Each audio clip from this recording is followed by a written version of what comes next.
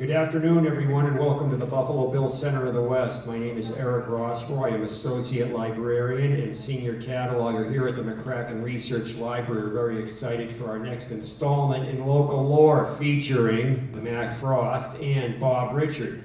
Bob probably won't mention it being the soul of modesty, but he's got a new book out, The Spirit of Yellowstone Bears, and this book, I am told, will be for sale in the bookstore afterwards, and Bob is going to be up there signing books, so you'll definitely want this for your personal library. Check it out. He's got pictures of bears, he's got pictures of the family, he's got text, he's got everything. Anyway, enough of me. I give you Bob and Mac.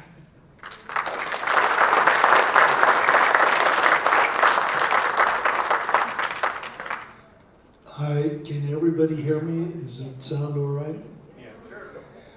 Thank you for being here. Today is a choice that I made. This is where I grew up. Every time I had a chance, I went back to this Eagle Creek, and Earl Crouch worked for my granddad, Ned Frost, as a guide, hunting guide, a tour guide to Yellowstone, and he found gold when Eagle Creek, the meadows, were a part of Yellowstone, and he couldn't claim it. And then in 1928, President Hoover changed the eastern boundary and gave Montana a couple of miles across the northern border, so Montana could claim Yellowstone too. But it meant a lot to Earl because all of a sudden he went in and filed some claims. And I'm going to give you the history of Earl and what he did up there, and then as he got older, how he came back to work for Chew Frost. And he was a cook in hunting camp when I was about 7 years old, and I went up and spent some time up there, and I'll talk about that. But it's a meadow that's about 3 miles long, about a mile wide, and halfway up on the north side, he found gold, and we'll look at that and talk about it. And then all the people that would come and visit me over the years when I was taking my weekends and going in there, a very special place. And I hope you kind of get the feel of how special it is, and if you have questions, speak up or we can save it to the end, either way. We're ready to start. This is Earl Crouch in his younger years when he was working for Fred, Richard, and Ned Frost. And pretty dapper young man. And he also was one that could do all kinds of rope tricks. Go ahead, next. Here, Lawrence Nordquist, who ended up with a ranch up in Upper Clarks Fork, was working for Frost and Richard. Earl Crouch in the center, and Ned Frost. And this is in 1908. So they were going into the Eagle Creek meadows even that early, as well as Yellowstone Park. Here's a hunting group of Frost and Richard, and well, there's Ned on the left and Earl next, and other people, some of the guests. But Frost and Richards provided some of the best hunting and guides in America right here. And look at those elk racks there on the left. Next. Look at the sheep heads. And Crouch is on the right, Ned is on the left, and some of the guests in between. Earl Crouch again is a hunting guide, and he knew this country. He'd been all over it, prospecting, but he also was, when I grew up with him, one of the best cooks I know, and I'll tell more about that as we go. But there's, 3 nice rams there. When you get to the meadows, this sign has been there forever. And it's 10 miles in from the North Fork. And I've photographed that over and over again. But Yeah, and you used it over and over in this. yes, I do. Thanks, Zach. Next. I cleverly removed all the duplicates. We worked on this for a month. You're looking west, and the boundary of Yellowstone Park is the peaks in the back. And those are moose in the foreground. We used to have a lot of moose, a lot of elk there. Once in a while, a grizzly bear, but not too often. And I'll talk more about that as we go. This is looking up the valley again from the east end where Frost and Richard developed a camp in the early 1900s for hunting, fishing.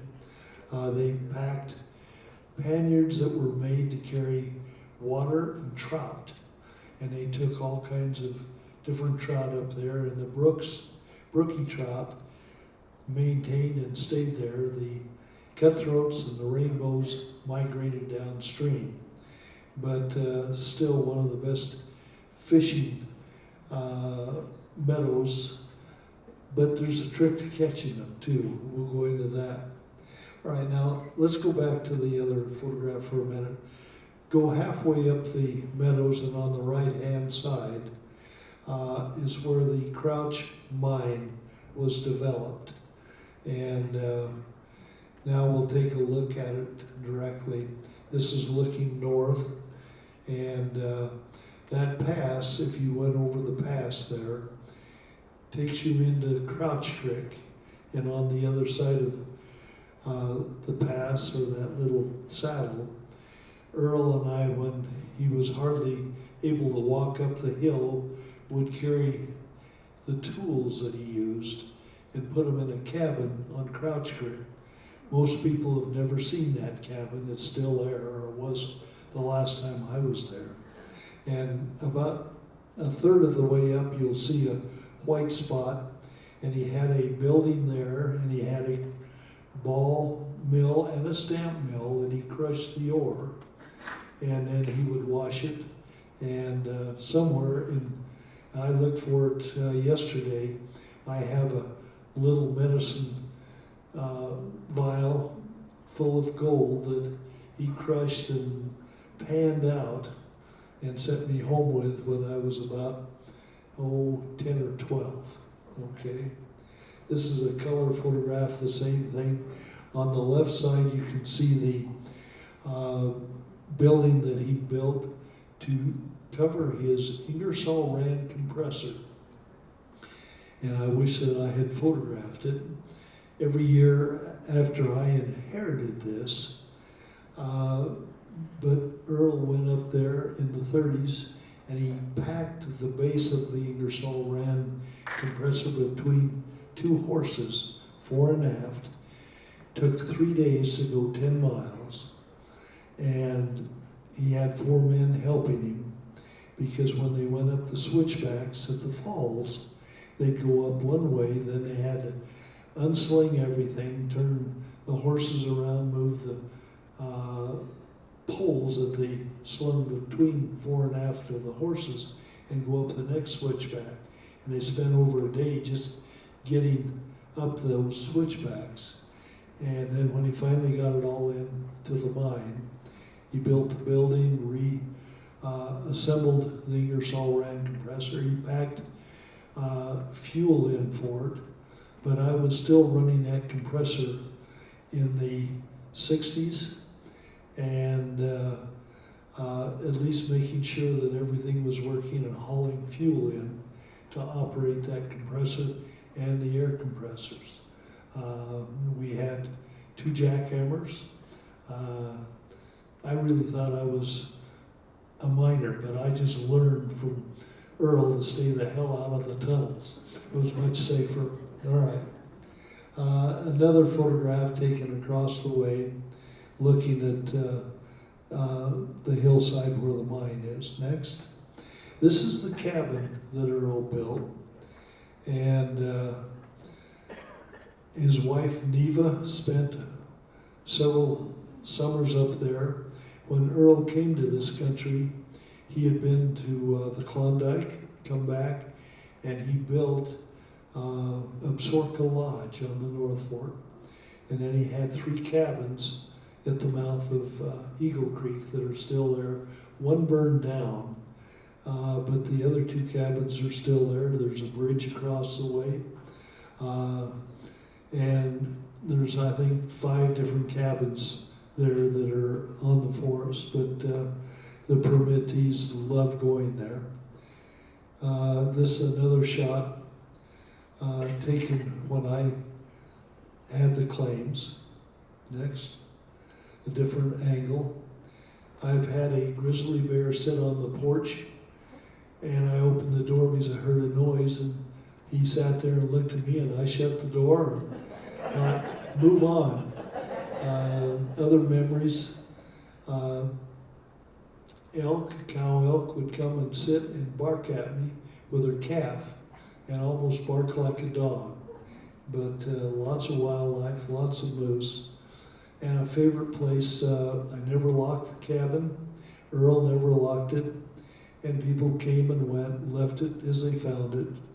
And that's a photograph with Earl cutting a piece of wood in his later years when he was working as a cook for Chief Frost, and this was taken in the 50s.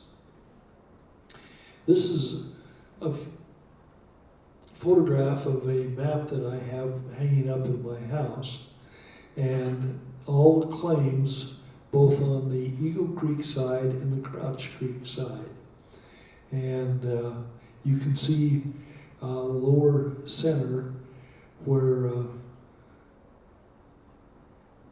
the tunnel is, and where he found his gold, and assay reports he ran all through the 30s once he started putting the tunnel in.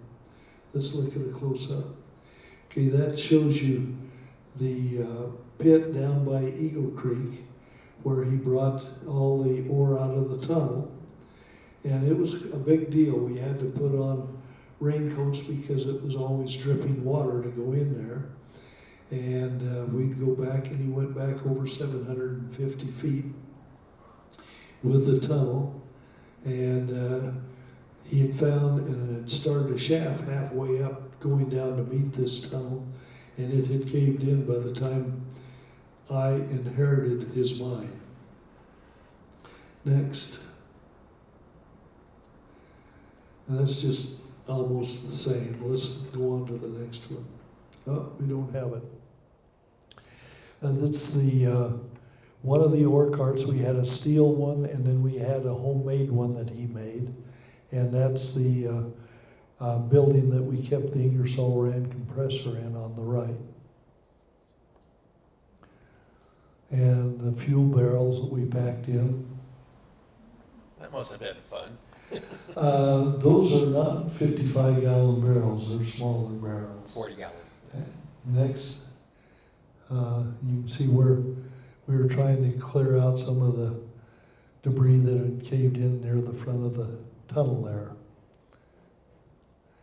This was where he put ore in and slid it down the mountain, where he got it to the crusher, and it was up by his shaft that went down into a hole following a vein. Next. That's the old ore cart. And kind of neat to look at it, but it was old and not used anymore. Next. That's the new one, or newer. But all these ended up in the tunnel along with the Ingersoll Rand compressor, and I'll tell you more about that as we go along. This is halfway up the side of the hill where he had his stamp mill and milled the ore as he brought it out of the shaft. Next. That's part of the material that he built so the shaft wouldn't cave in on him as he dug that down about 60, 80 feet and was sure where the vein was going. And then he went down below and came in with a tunnel to find the same veins. Okay. There was a small lake there, and over the years he had enough trout in that freshwater lake, and it didn't freeze in the winter solid. So we always had brook trout for breakfast or dinner. Next. Mountain bacon. Mountain bacon. This is Earl in his later years and Johnny Wagaman, that was a guide for Chew Frost, and Chew would send Johnny up and help cut wood for the wood stove that we had in the cabin. And this is Earl in his late 60s, early 70s. That's a news article and a picture in the Cody Times. This is after he passed away, and I had inherited the mines from Earl. And growing up, when Earl was cooking for Chew Frost down at the lower end of the meadows, I was like 7, 8 years old and spent all of August as the cook's helper. I got to wash all the dishes for the dudes, and Earl had me doing other chores, and one was to catch enough trout for breakfast once in a while. And I hadn't fished much before, and he cut me a lodgepole pine dead tree that was not too big, and he took a piece of leader tied on to it and a piece of bacon, put it on a snell hook, and he says, now you crawl in the grass, and he says you can't see the water because the trout will disappear. But he says you stick that piece of bacon down in the water and you'll catch a fish. Well, it took a little coaching and him telling me I had to be quieter and all this stuff. Anyway, I started catching my first trout, and they were brook trout.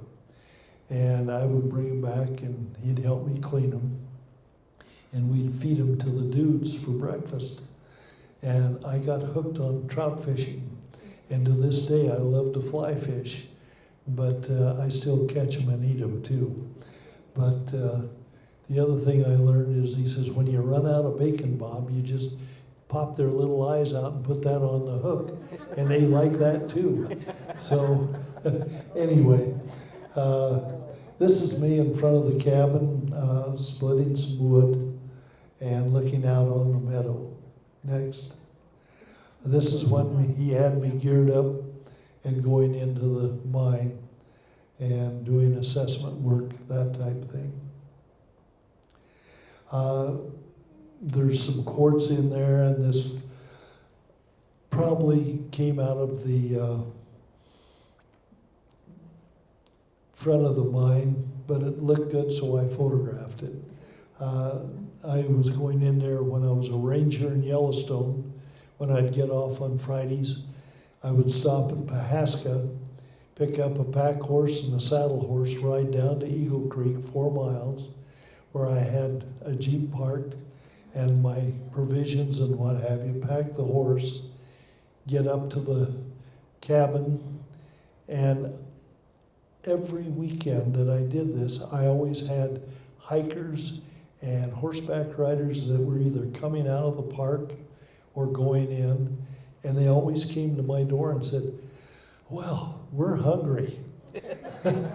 And I enjoyed having them. I took extra food in, and I always cooked a couple of steaks, and I had baked potatoes and salad, and we'll talk more about that as we go along, but I had more company there than I ever did in Yellowstone. Next, just some more shots of the mine. This is looking up the valley from in front of the mines. Next. This is taken from the Frost and Richard camp at the east side of the meadows. And I spent a lot of time there helping my uncle. And growing up, he brought in hunters and summer fishing trips. And it's still being used as a camping place. Wall tents, lots of good comfort, good food. And Earl kept on the back of the camp stove that he had. And we would always have dinner ready for people about 6 o'clock. And on the back, he put all the leftovers and he put it in a big pail. And my uncle Ned, or well, I called him Uncle Chew, would come in and he'd look in there. He says, "You've got everything in there, probably have a dishcloth in there too." And one day we fished the dishcloth out of there and threw it away, but we didn't tell anybody. But anyway, that's what I said is, "Ooh, I didn't eat any after that." This is looking from the where the shaft is located, looking over towards Eagle Pass and across the meadows. That would be Eagle Peak. And Eagle Peak. Which is the tallest point in Yellowstone National Park. 11,385 feet. You got it. This is looking up the valley, and I think those are saddle horses. You just turn them loose up there. We have a gate and a fence to keep them from going back to the highway.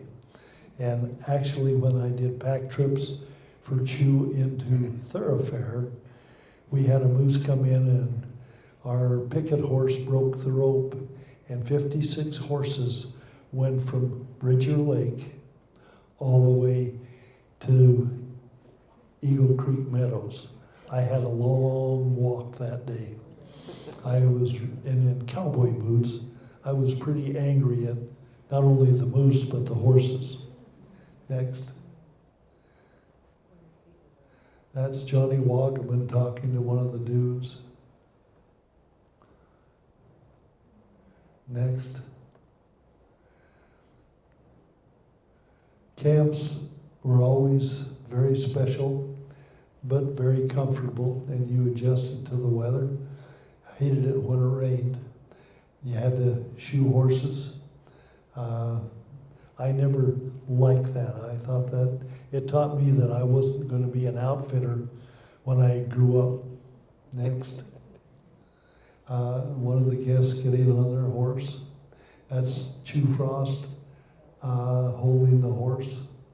And that's in the fall. They're headed out to go hunting.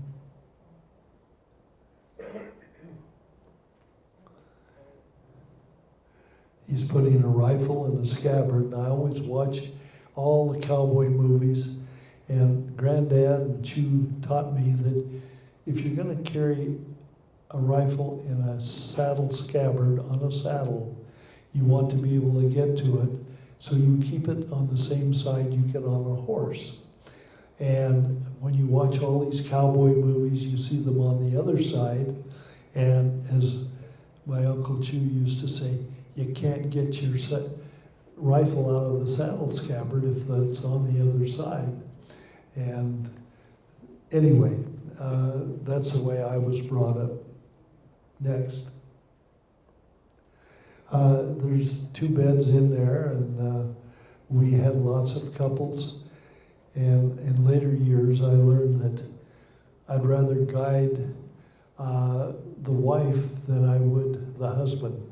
The husband would always say, "I know what I'm doing," and the wife would say, "Show me, Bob, and I'll try to do the best I can." And we always got a bigger animal than he did.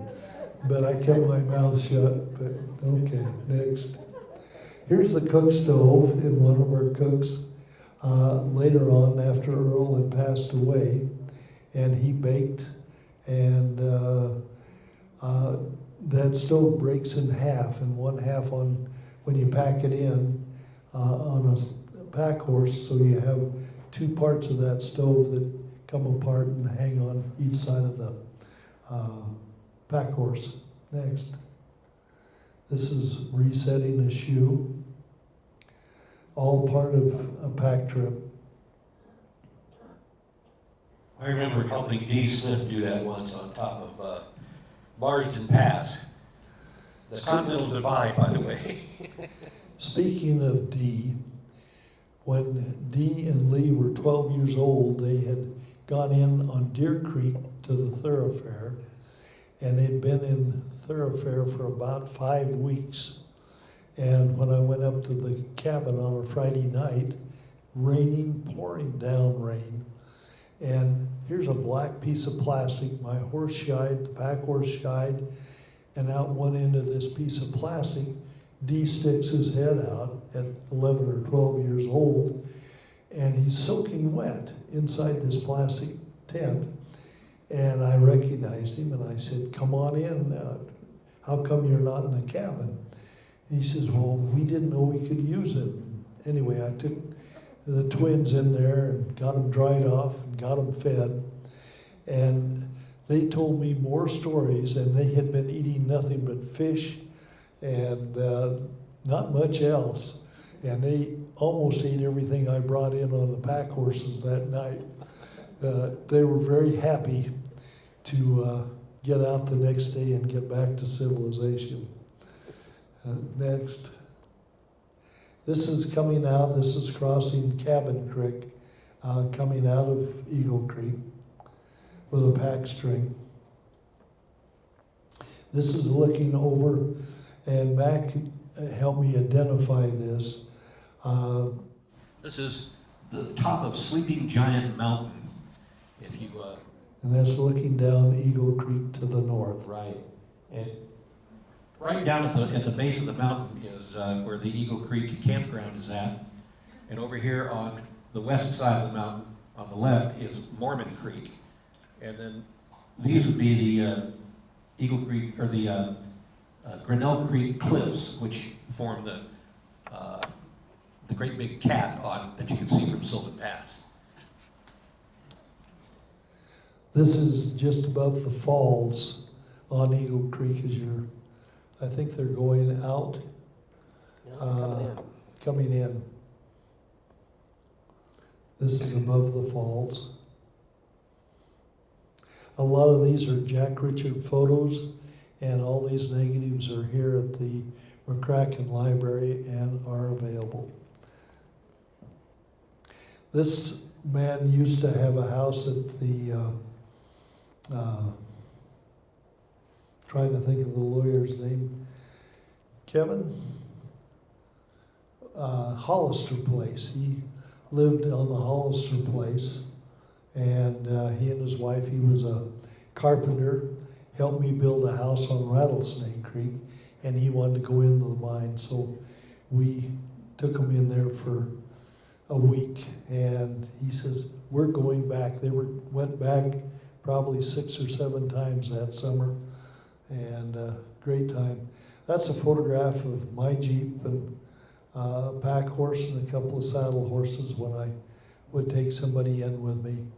And then that's there. This is crossing Eagle Creek, and one of them is a physician that delivered my first son, and he wanted to go into the mines, and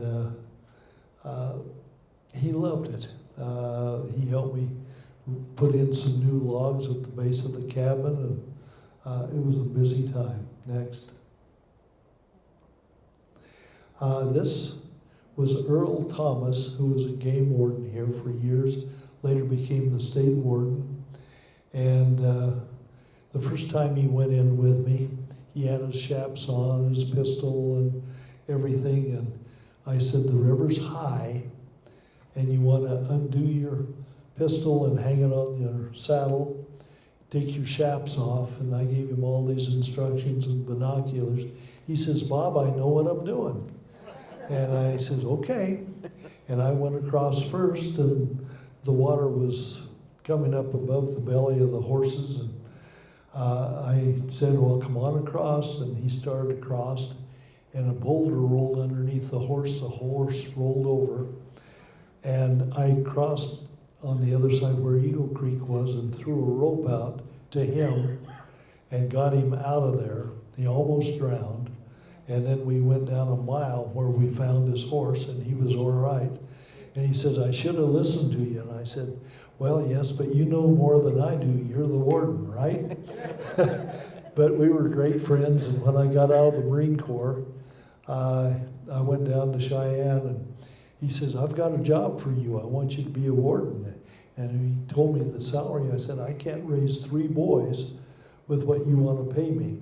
So I didn't end up working for the Wyoming Game and Fish, and went on to do other things. But there's another photograph of the cabin.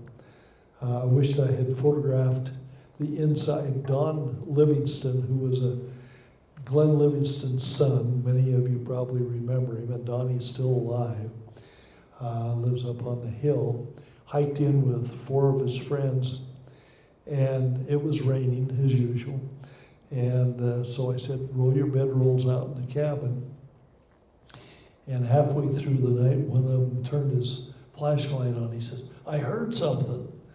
And they put their flashlights all around, and up in the corner was a great big old pack rat. And they said, ooh, yeah, you're right. And someone says, kill him, kill him. I says, no, it would make this place so dusty, you wouldn't want to do that. And they demanded that I shoot this pack rat. Well, I always had a .45, and I said, boys, it's your choice. And I shot this poor little pack rat, and he fell right on top of the kid that wanted it shot, and he went screaming out the door. And we all had a big laugh, and then we all had to go outside because of the dust that came out of all the logs. And I still tease Don about that. But I used to have all these people, and the kids of the physicians here in town would show up, and they were always hungry. Bill Shepard, and anyway, all these youngsters. That's Doc McEvers. And he loved coming up there and helping me work on the cabin and that type of thing. When he told my wife she was pregnant, my wife says, no, I'm not. I've got a growth there. He says, yeah, it is a growth. He says, come back in 6 weeks and I'll let you listen to the heart. Anyway, good friend. And that's Don Livingston on the left. And Jerry, I've forgotten his last name on the right, but whoever came up always helped me dig out things and do a little bit of assessment work. This is, I think, Don trying to catch a trout, and the trout fishing there is just amazing as long as you hide from them. Next, this is Jerry trying to catch a trout. And anyway, just different fishing. Next. And there's a string of trout that I cooked up for breakfast. And that's right there by the cabin. That's kind of a favorite with the horses, and this is at the east end of the meadows, looking at the Yellowstone. And then, after I served in the Marine Corps and came home, I was up at the mines, and these 2 gentlemen rode up and said, we need to visit with you. And lo and behold, they were from the Forest Service. They were geologists. And they said, you need to put your mine into production. This is now in the wilderness. And you need to have a mill site here. You need to put a road into Eagle Creek. And I said, 10 miles up here? Yep. I said, I don't have that kind of money. Well, if you don't do it, then we're going to have you turn it back to us. And I growled and was a little angry and thought about it, talked with my dad, and I said, I don't want a road in there. I don't want a mill site in there. And I went to the district ranger here, and we sat down and talked about it. These guys had gone back to Denver, and I signed my claims back to the Forest Service, and within a month they went up, moved all the equipment into the tunnel, buried it, burned the cabins, and the only thing that is left that you can see now is roughly the where you brought all the tailings out in front of the mine. But they did forget one thing, and I've been in there a dozen times since. They forgot the outhouse.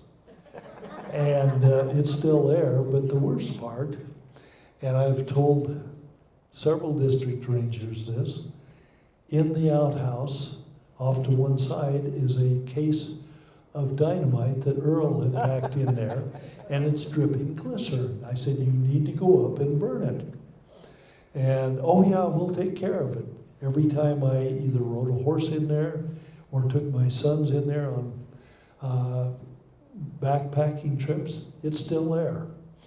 And I met with the new forest supervisor and the district of Wapiti District Ranger for the north side here, and I said, I haven't been up there in 10 years, but I think that dynamite's still there. You might have somebody check it. And to my knowledge, it's not been burned yet. Anyway, going on.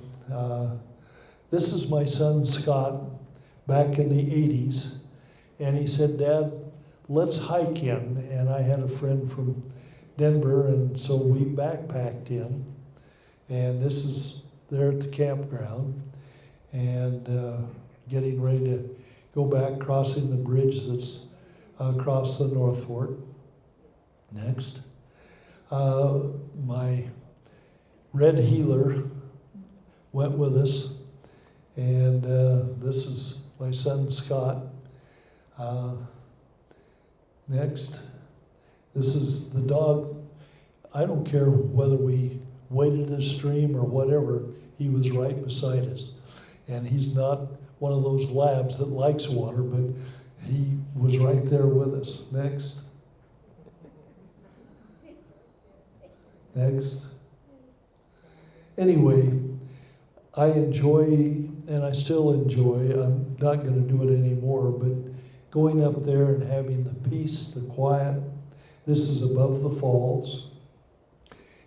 And a friend that served in the military with us went with me.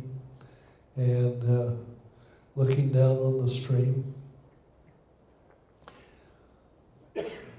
Great trout fishing. Below the falls, there's big fish, and above the falls, the game and fish used to plant cutthroat, rainbows. They'd last a year or two, but the only ones that stayed were the brook trout. And about 10 years ago, or 12, the game and fish decided they were going to kill 27 miles of brook trout on Eagle Creek and replant it with cutthroat trout. And that, I said, there's a good fishery. There was never cutthroat above the falls.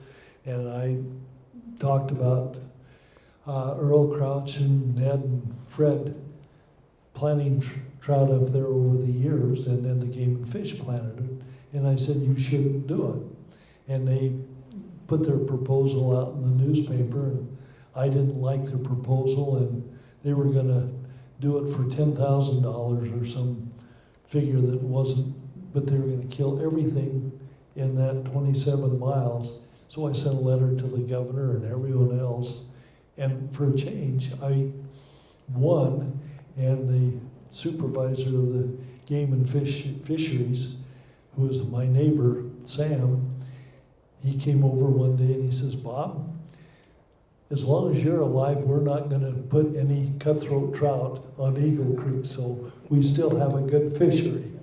But it's about the only time I've won anything from the government. But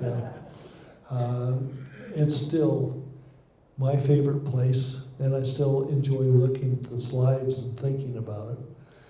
This is looking down to the north from the trail headed up to Eagle Peak, or Eagle. Sleepy Giant. And that sleeping giant, yes. Now, that's part of an old saw blade that Earl had. And when we backpacked in, that's what we used to fry our trout on and put our cooking pots on, put a couple of rocks underneath it, the fire underneath, and it was a great, it's still there. Next. this is a tree out front of where the cabin was. And there we are. This is down by the falls where somebody had left an old cook stove, and it's probably still there under a tree somewhere, but it's nice to have those things to cook in the backcountry. And that's outside of the wilderness area. But next. I'm past backpacking, but I took my wife and my boys, and we have backpacked up most of the different tributaries on the North Fork and up in the Beartooth, and good memories. And I always taught my boys, you gotta carry fresh food and eat well, not dried packaged food. It was a little heavier. Now, look at this. This is a family called, they showed up after spending a month in the thoroughfare, had run out of food. And this is a Livingston family that lived out on the Grable Highway. And 3 girls, no relationship to Glenn Livingston. And the youngest was about 8 or 9 years old. And they were camped a mile above my cabin. And she walked down and she says, could I get a little bit of coffee from my dad? He hasn't had any for over a week, and a little sugar. And I talked to her, and she told me she had 2 other sisters, and her dad and mom, and they'd run out of food, had been eating fish in the thoroughfare. And I said, why don't you bring your family and come down and have dinner with me? And her eyes lit up, and she smiled. Yes, I'll bring them.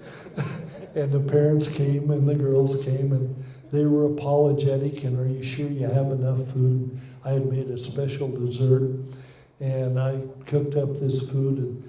And this young lady I found, probably 10 years ago, working for the Wapata district, but she'd grown up a lot, but she remembered being there.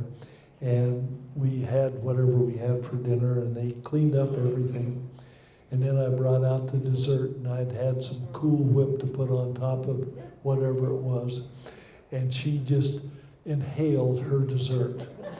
And I hadn't touched mine, and she looked at it like, oh, I've got to have that. And I handed it to her, and her mother says, no. And I said, it's all right, she's hungry. And she cleaned that up, and she says, is there any more? But I met lots and lots of people, but this family was special. They spent an extra night.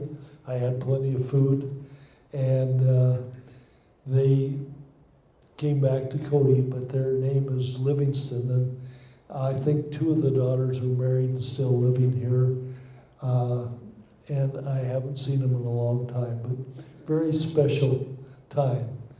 You didn't get that one out I of didn't. there. I decided to leave that one in. Anyway, what else we got here? This is the last time, this was back in 2007. I took and went up with Greg Frost, Bill Frost, and Matt. well, I had Matt Frost, he was 11 years old, and Todd, who is head of the highway department. This is Greg, this is Chu's son. And we camped for 10 days there at the Meadows. Very special time. And Matt, who was 11, had never been fishing. He's the one in the center here. Todd is on the right and my son on the left. And Matt today is a senior Marine captain that's about to become a major in the Marine Corps. And every time he comes back here, he's knocking on my door saying, Bob, can we go fishing? And he has 2 children, and he's on his way to Okinawa here pretty quick. Anyway, this is one of the horses we were packing, my son Scott, and Greg. Greg spent a lot of years working for the highway department, but when he wasn't, he was helping his dad on hunting trips and packing horses, and he was one of the best packers that I've ever worked with, and a first cousin. Yes. Greg did a lot of special work supervising highway projects throughout the region. He would be essentially not an engineer, but he'd be the official on site overseeing what the project was. And his son Todd goes away to college and comes back with a civil engineering degree and became his father's boss at the highway department here in Cody. Next. Just throwing a cover over the pack. Next. Here's Todd and Matt. Todd and Matt gathering the horses when we're getting ready to come out. Next. Looking cool with their sunglasses. That's Matt catching his first trout. And that's There the it first is. trout. And he's been hooked ever since. Next. That's one of my favorite photographs with snow looking west up the meadows. And that's looking to the north on the way out. Next. And that's a good spot to end it. There we are. Any questions? Thank you.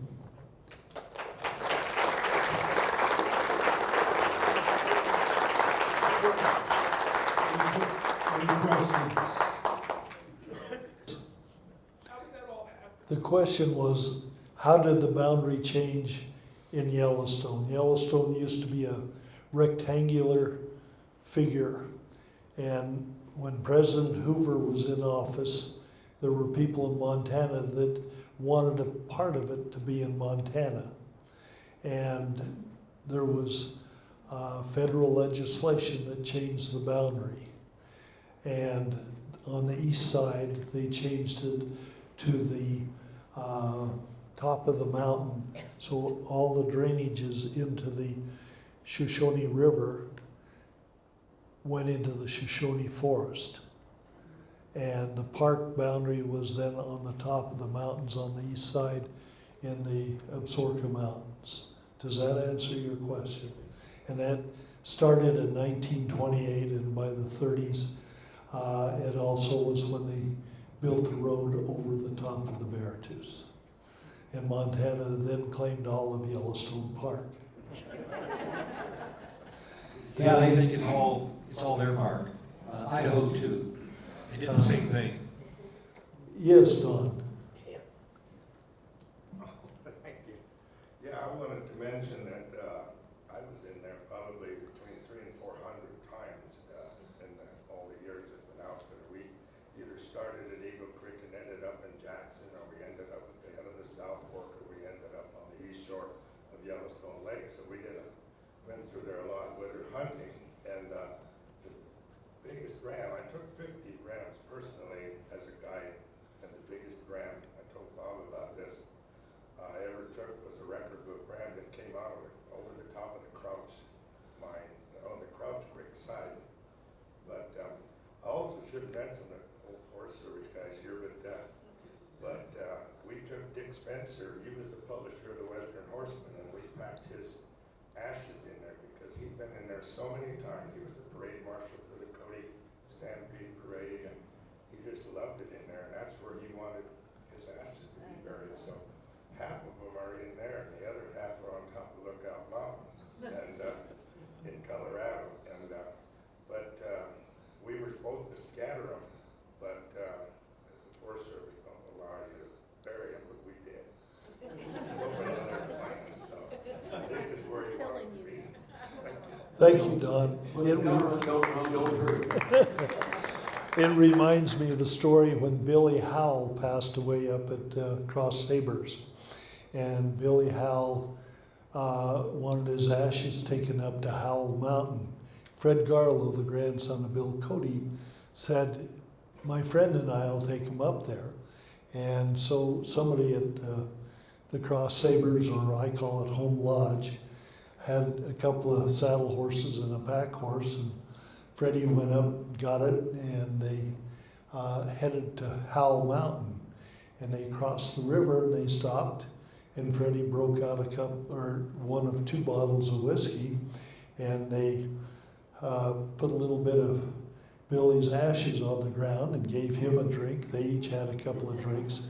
Well, by the time they got to the top of Howell Mountain, there was no ashes. But they had a hell of a good time taking Billy Howell to the mountain. But anyway. There is a monument up there, though. There is, yes. Any other questions? Yes, On the, when you go up out of the saddle on the crouch side, yes. how much did they develop that in those plains on the other side? They didn't. He had found some quartz over there, and I only kept 6 of the mines, or 6 of the claims, and I never developed anything on the other side on the crouch side. There was only the one shaft? One shaft down and 1 tunnel, and they were on the Eagle Creek side. We did have a cabin, and most people have never seen it on the crouch side. And he and I would take the tools that he didn't want to disappear, and we put it in the crouch. But every time we went into Crouch Creek, you could smell grizzly bear. And today I'm sure there's a lot more, but I could smell them as soon as we went over into Crouch Creek. You didn't want to be there very long. Did I answer your question? Any other questions? Yes, sir. Do you know anything about the story of the parts of the airplane that are in the meadow? I don't remember. Somebody landed it in there and thought he could take it out. And no, I don't. I'm sorry. There's still a few pieces there, but most of it's been packed out. In the park, when a plane crashes, we had 4 or 5 that crashed going up towards Sylvan Pass, flatlanders that didn't have enough power to get over the hill. We had to pack not only the people that died out, but we had to pack their planes out too, and that was a big job. And that was back in the 50s. But no, I don't remember. Robin Cutter probably could tell you, or research it.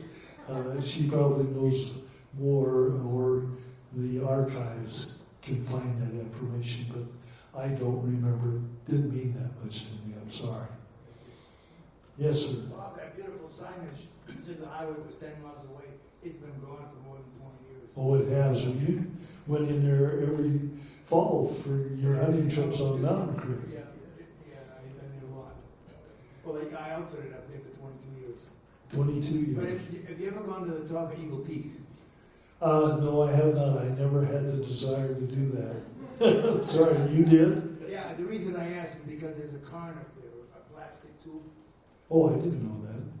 People go up there whenever they feel like it in the summertime, and they write little notes. And then, I don't know if they still do this, but the rangers would back those notes out in the fall, and then in the spring or summer, they'd come back, and they'd be all tacked up. Oh, wow, that's neat. Pretty cool.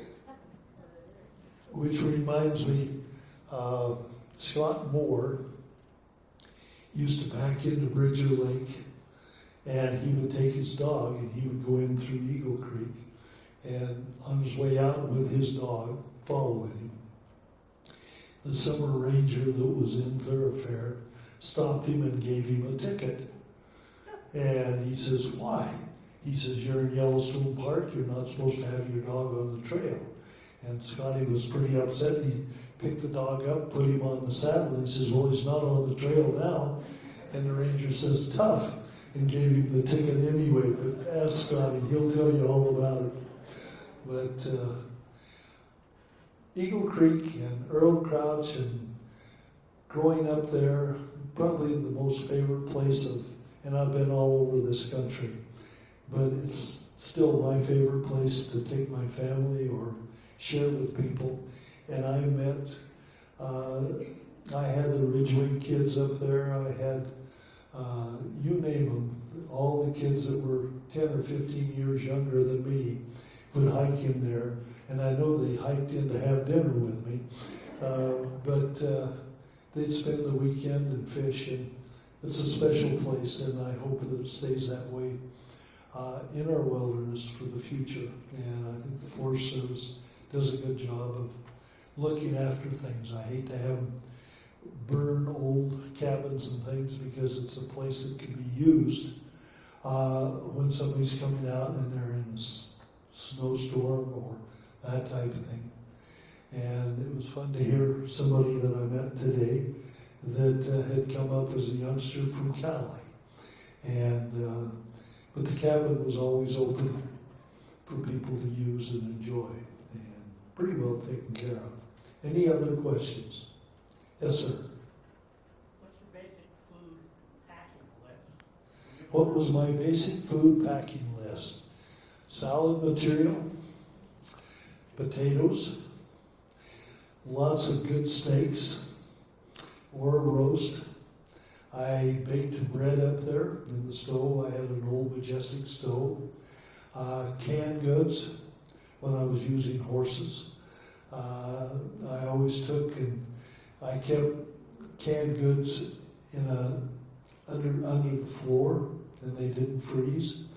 But vegetables, that type of thing. Coffee was. I didn't drink coffee in those days, but I had coffee. I had lots of tea, and when it was cold up there, I made lots of tea and put lots of sugar in it, and that gave me the energy.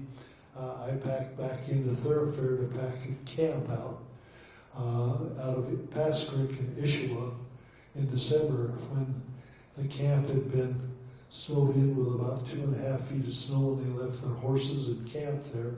And the hunters all walked out. They were guests of Les Bowman.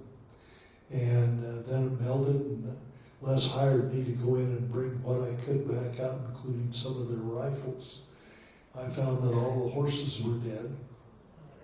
And I took 8 pack horses, and I was in there for 2 days trying to pull things together and bring what I could back out.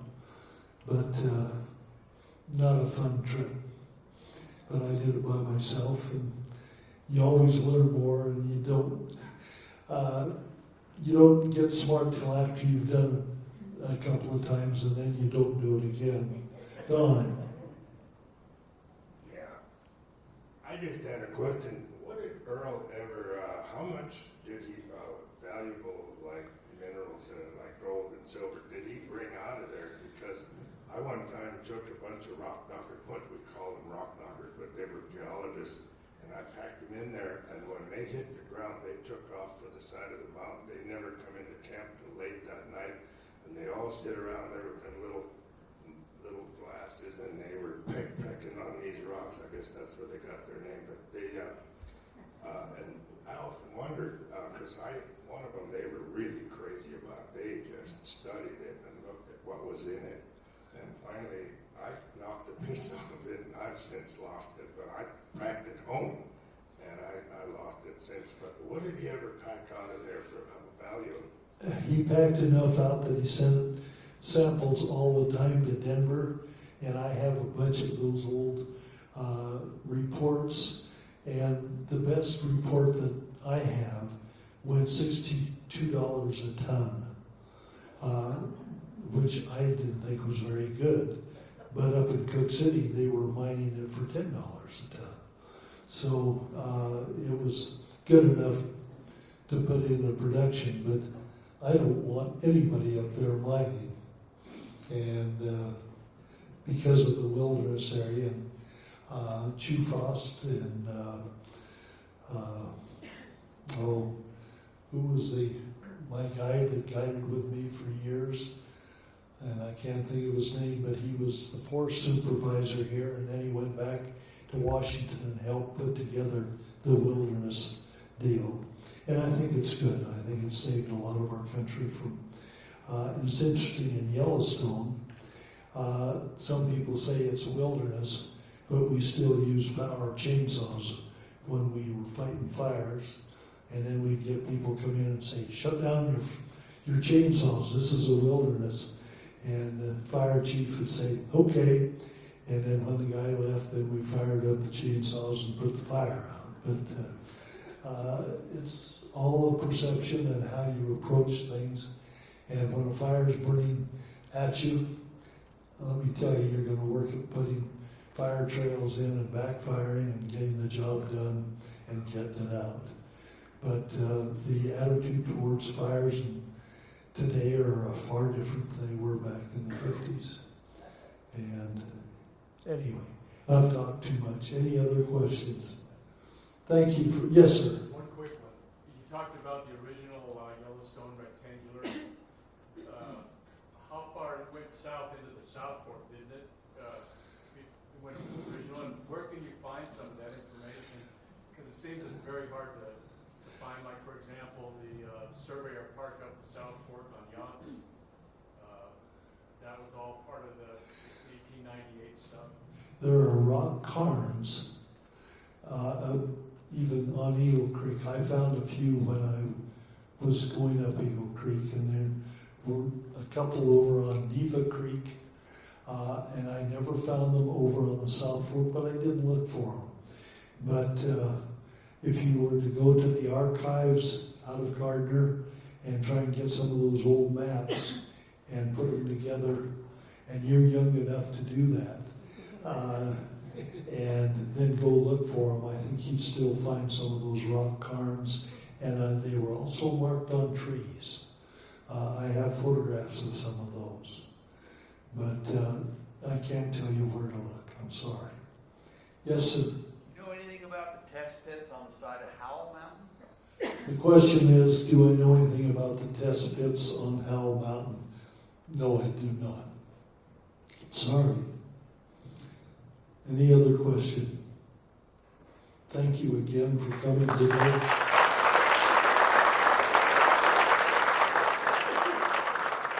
Thank you, Mark.